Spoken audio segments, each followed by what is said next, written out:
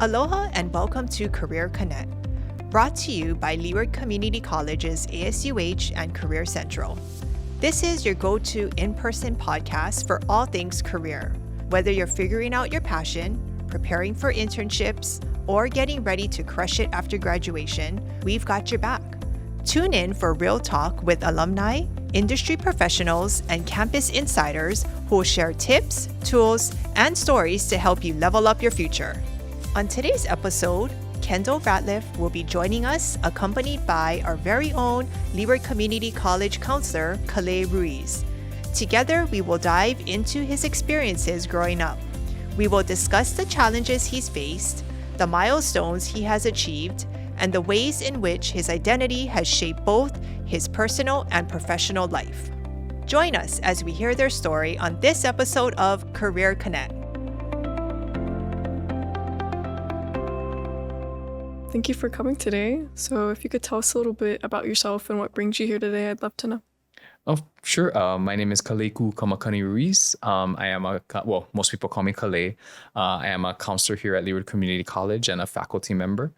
I am māhū and ha'awahine. So māhū is a person who is in between kane, male, and wahine, female. And ha'awahine describes someone who is internally wahine. So emotionally, psychologically, culturally, spiritually wahine in the way I relate to people.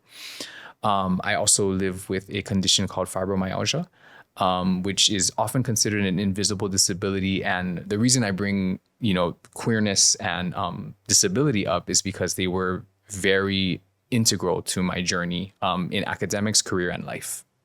Yeah. Thank you. So can you tell us a bit why you chose Leeward? So the reasons I chose Leeward, what I like to say is my choosing Leeward was easy for a lot of hard reasons. So, if I go all the way back to growing up as a māhū or as a queer kid, a lot of queer kids will tell you that we knew who we were at like 3. As early as we can remember, we knew who we were. And I knew I was a little girl on the inside and a little boy on the outside, as māhū, as ha'awahine. And I was okay with that and I was happy with that. But of course, the world was not. So being a male-bodied but feminine person, my femininity very often got me a lot of, teasing, bullying from whether that was family, at school, and even in public. I can recall times where I was verbally threatened or even one time where I was spat on in public. And so, when you have those kinds of experiences growing up, it kind of teaches you that you're not safe. And you take that into adulthood. Even if you're going from a student to a professional, it still follows you. And in addition to that, this is where my disability connects. So I started to come to terms with my queer identity around freshman or sophomore year. And right around that time, it started to manifest physically. I started to get a lot of physical pain, and it was symptoms of, as I would find out later being diagnosed, fibromyalgia, which I'll explain more about the symptoms around that a little bit later in our talk. But interestingly, when you look at what medical researchers say is a potential cause of fibromyalgia, is emotional trauma. So it made sense that, my coming to terms with my queer identity and then the fibromyalgia coming out happened around the same time. And so, throughout high school, it was really difficult. Now, on top of being, bullied or feeling like I didn't belong for being queer, now I had to deal with being disabled and people not believing me, especially because you can't see my disability. And those things together, when I graduated high school, I would say I felt the phrase that came to mind when I was thinking about it was just beaten down. I didn't feel like I could succeed in things at that point. And so when I chose Leeward, and actually there was a point when I think about it where I was like, I don't even want to go to college at this point, after all this difficulty. But clearly I chose to. And when I chose Leeward, it was one, in part, I wanted to be close to home, after dealing with all of that. And especially my mom was always in my corner. She was the one who supported me through all that. So I definitely wanted to make sure I was still close to her. And also because both of my parents were very generous, and I'm blessed that they had the resources to do this. They offered to pay for my education through my bachelor's. And so to honor that generosity, I wanted to make sure I chose an institution where the costs were minimal. And so Leeward fit the bill in a lot of these different ways. And yeah, that's how I ended up choosing Leeward CC. Yeah, to circle back on with fibromyalgia, I can relate to like what you were saying. For me, for the longest time, it was dismissed as like growing pains or depression, but then, you stop growing and you're still depressed. And for the longest time, even my mom was bringing up to the doctors, like when I was like 10 or something, like, could it be fibromyalgia? Like I've done research and they're like, no, she's probably just growing, or then she's just depressed, and then you get on the medications and the pain is still there and nothing seems to work. And it took me up until about like 15 to actually get diagnosed, when I had symptoms for like 8 years ahead of that. I mean, since I was like in elementary school. So for me, and I think it was something you said earlier about like, do I even want to go to college anymore? For me, it was almost like, can I even go to college? Like, is this something I can even take on? Like, it was always something I want. I always pictured myself in higher education, very like ambitious goals. But like you said, like throughout high school, it's just beaten down and you feel just very like defeated. And you almost think like, it's just my luck. Like nothing will go right for me. And you have that very like pessimistic view on life. And I think it took like a lot for me to pull myself out of that and realize that this was something I was capable of. Wow. So, I relate to everything you just said. Thank you for sharing that. Yeah. But yeah, you're right. Now that I think about it, the phrase that's more accurate is probably, I felt like, can I? Yeah. Yeah. It was less like about like, do I want it? It was something that I always wanted. Yeah. But I think like when you struggle with disabilities, you question yourself like all times. Like even to this day, I feel sometimes I'm like, will I be able to do post-grad? Will I finish my bachelor's? And that question, like that doubt, it always kind of lingers in a sense. And I don't think it ever truly leaves, but you just learn how to counter it. And I think that's something that's really hard to work towards. But like, tell me like how you countered that and how you got yourself to the point you are now. Wow. Well, to go back to what you were saying about how, the doctors kind of didn't get to that diagnosis. So same with me. I went through about 7 different doctors before they the gaslighting. died. Yes, that's a good word for it. That's a good word for it. It's a big because thing. they get you to not, it's funny, right? Because when we're queer, we're questioned about whether we really know who we are. And time. with disability, we're questioned whether are you really hurting? Is this all in your head, right? Is it a phase? Everything's a phase. Are you being dramatic? Yeah. Oh my gosh, right? That Attention. word is very often used against our community to... Attention seeking. Yeah. Oh my gosh. Yep. You're hitting all the buttons. Yep. But as far as how I countered it, it was tough. So after choosing Leeward CC, I actually graduated in 2005 with my liberal arts degree. And then I went on to West Oahu to major in social sciences, where I got a double concentration in psychology and sociology. And at the time, I was planning to be either an elementary school teacher or a high school teacher. I just really wanted to be in the grade schools. And interestingly, after I got my bachelor's, I took about a year break, and I became a part-time teacher at Waipahu High School. And I also was a summer school English teacher for Upward Bound, which was a program for disadvantaged youth at the time. And I very quickly learned that my body could not do that kind of work. When you're in the classroom and you're managing a classroom, and there's a lot. I had to really perform, right? As a teacher, you're always there's a lot of energy that you're expending. It's a lot of fatigue after a while. Yes. And so by the end of the day, and I'm sure you can relate to this as someone who lives with the same condition, I would go home and I would have to just lie on the couch. I would have to have something over my eyes because I would have migraines. I would have pain all the way down to my fingertips. I couldn't function by the time I got home because, right, we spent all our energy at the job. And so I quickly realized, like, okay, I think I need to pivot.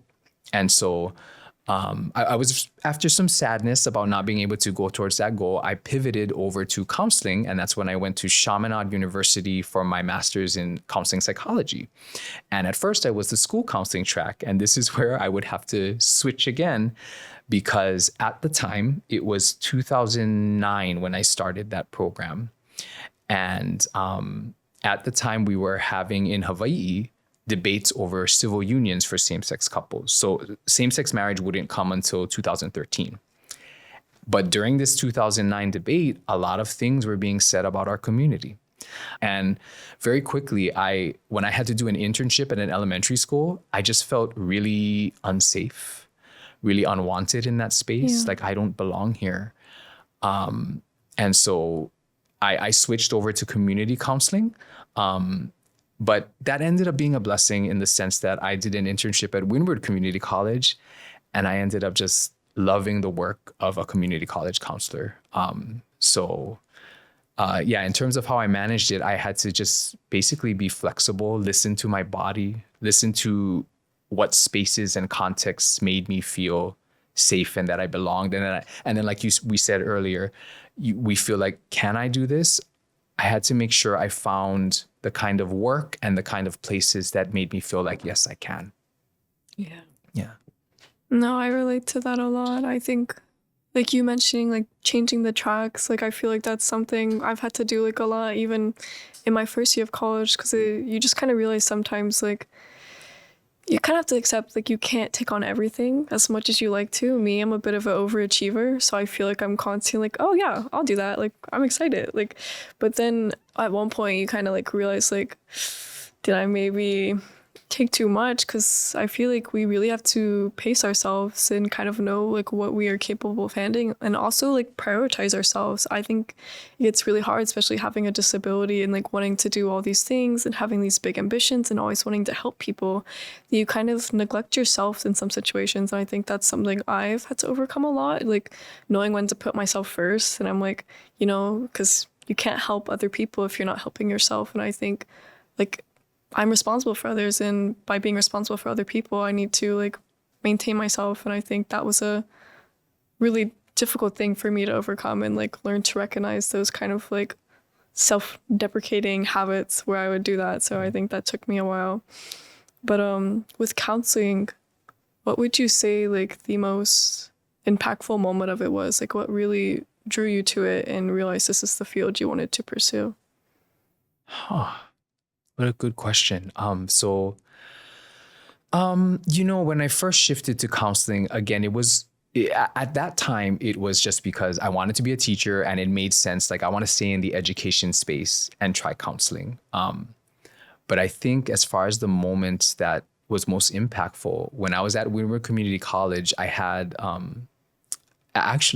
worked under the supervision of the disabilities counselor there.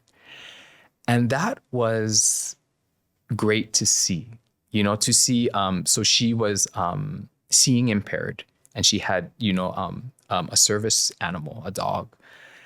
And just to watch her as a professional, being respected in the space, doing well, that just was the visibility of that, actually seeing another person with a disability doing well. That went back to our story that we tell ourselves, right? Like, can I? Yeah, I can. If she can, then I can too, right? And I think that's where the importance of visibility comes in, is when we see someone else who has a struggle, but they're still able to do it, that helps a lot. And then also, I had some specific students I was assigned to. And then when I think back, I didn't realize this till you asked the question. Several of them were both queer and disabled, like us. And talking to them and being able to connect with them on those similar struggles, and watching them succeed in their academics when we were able to kind of sort through some of those struggles, that was probably the most impactful moment, because in that moment, right, it was almost a full circle where I was helping someone who was struggling in the same way I was. And that, I guess that's when I realized, as a counselor, I have that opportunity to make sure that the things I went through, I can now help others come through that as well. And we can help each other, really, because sometimes they would even, just by them sharing their stories with me, or like with you sharing your stories with me right now, that makes me feel seen too, though, right? Because we end up connecting in a level that is deeper than, that is deeper than just choosing courses or doing school. Because at the end of the day, research has shown that we're more successful in our academic and our career spaces when we feel like we belong. And I think when you're queer and or disabled, it's very easy to feel like we don't. What you were saying earlier about being an overachiever and feeling like we need to take everything on. Need to prove yourself. Yeah. Yes. And I feel like that's a very common story because if you are queer, you've already been told all your life you're not enough.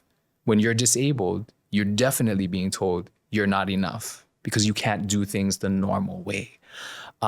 So when you said that part, that really hit me, because I was like, yes, even in my career, I'm still the same way. I feel like I have to do everything. I have to show that I'm good enough for this space. And I think that's definitely a narrative that both queer people and or disabled people, we deal with, whether we're in school or whether we are in our careers.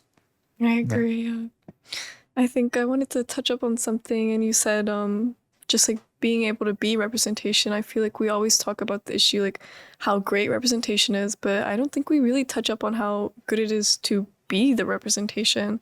Because in itself, because I know you mentioned that like being able to be that representation for other people was like impactful and it touched you as well. And I feel like I agree with you, like having that opportunity to kind of like showcase like who you are and just be able to be the person that you always like suck out, like that you looked for when you were younger.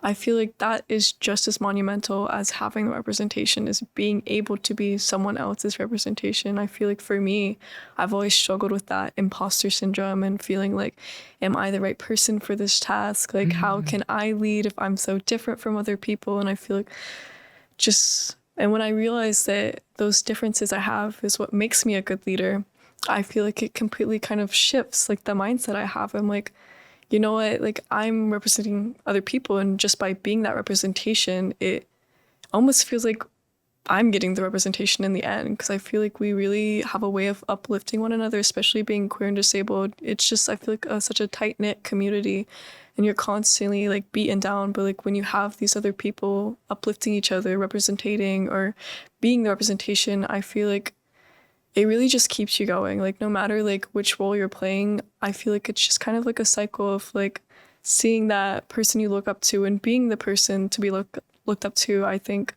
no matter like where you are on the spectrum, I think you're going to benefit from it either way. So I really liked what you said about how like when you're representing the community, that felt good for you as well. And I agree with that very much.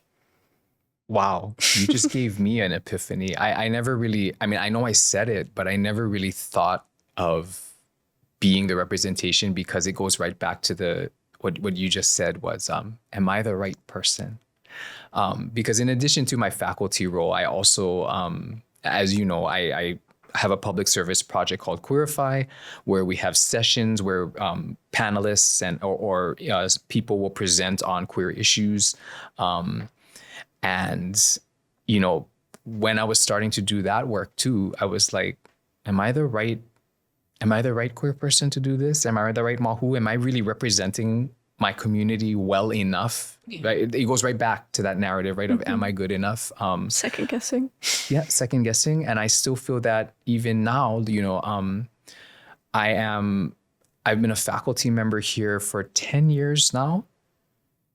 And I still sometimes feel like I'm not doing enough. I still feel like I'm not enough. And I'm working on it. I think we're all always working on those things. Constantly. Yeah.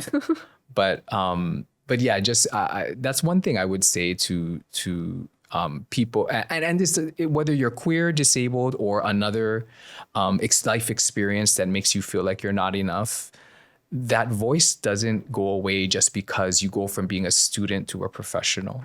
It stays with you, but I think it's about learning to make peace with that voice and loving on it and saying, no, we're good.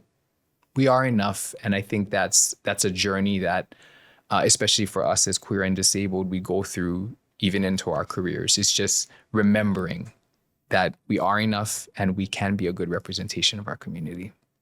Yeah, I agree. I think it's kind of, that voice is always there. I don't think you ever really like lose it, but I think you do learn how to overcome that. And I feel like that journey in itself is one that like takes years and it never really ends.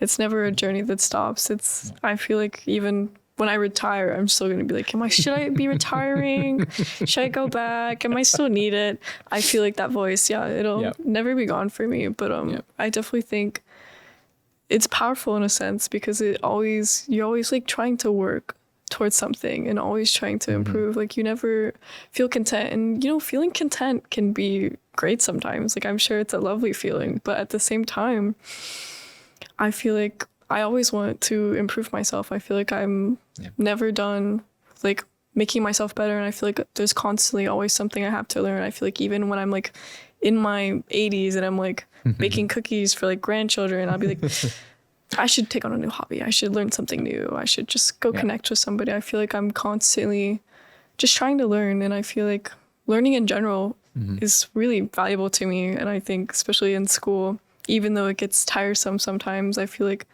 it's beneficial just being able to improve myself and make myself like the best version of myself. Because then it gives me a reason that I'm here and doing this. And I think having that reason is so important. I wanted to ask, like, what was the reason that kept like you motivated and working through school? Like, what was that kind of monologue that you had that like pushed you through all of that? A big part of it was, as a queer person and as a disabled person, there were a lot of things that I wasn't good enough at as a man. I'm not masculine enough, or as a disabled person, you can't do things in the normal way. Why do you need this extra help? You look fine. And I think school was something that I could do.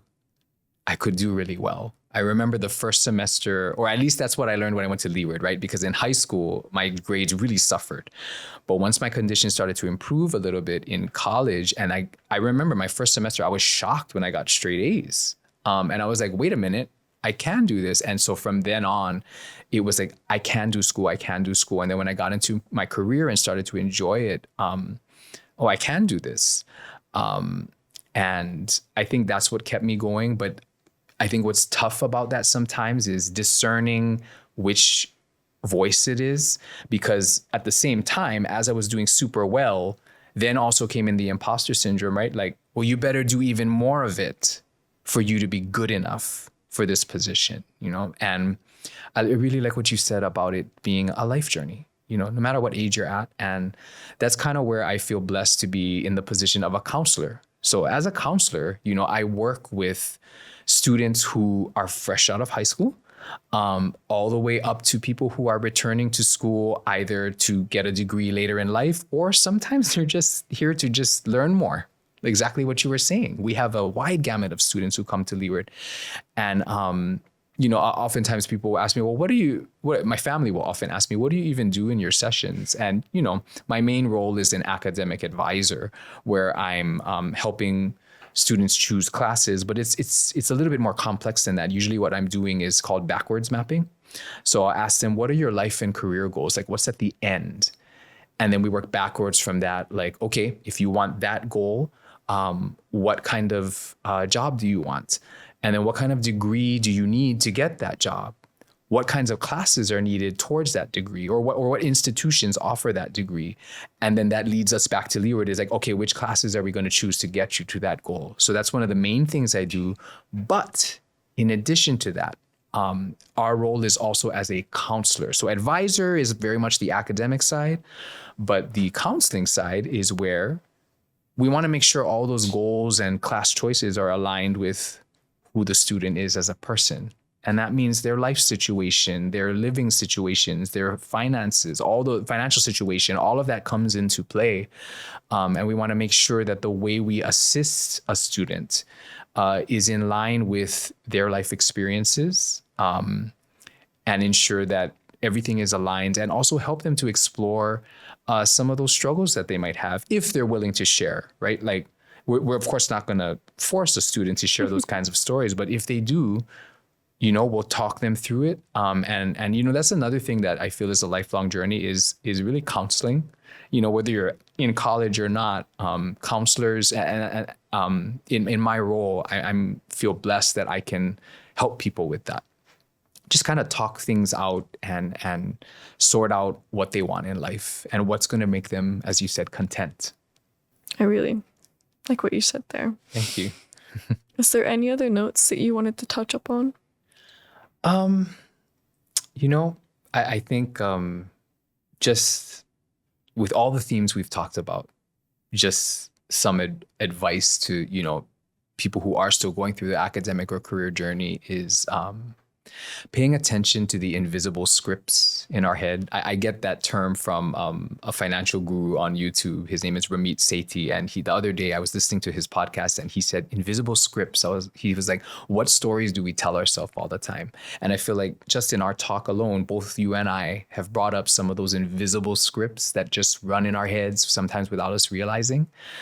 As we're pursuing our academic, career, or life goals, it's important, I think, for us to discern which of those scripts is helping us and which of those scripts is hurting us, right? Like some invisible scripts are good, right? Like, I'm smart, I can do this. Those are great. Let's keep those. But some of those invisible scripts that tell us we're not enough, we can't do this, is becoming more aware of them and kind of making peace with them and calming them down and being like, no, I can do this. Because I think that's a lot of what counseling work is helping people get in touch with their inner voices, what stories they're telling themselves, and making sure that those are healthy and things that lead us towards being happy.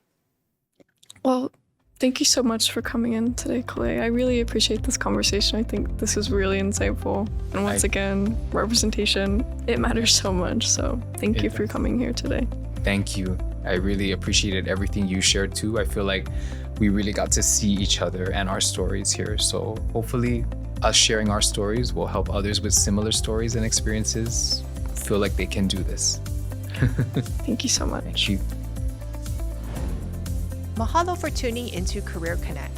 We hope today's conversation gave you insight, inspiration, and a few takeaways you can apply to your own journey. If you're a Leeward Community College alumni or current student and ready to take the next step, Career Central is here to support you every step of the way. Schedule an appointment with us online, and don't forget to subscribe to Career Connect for more stories, advice, and pathways. Until next time, keep learning, keep growing, and keep moving towards your future.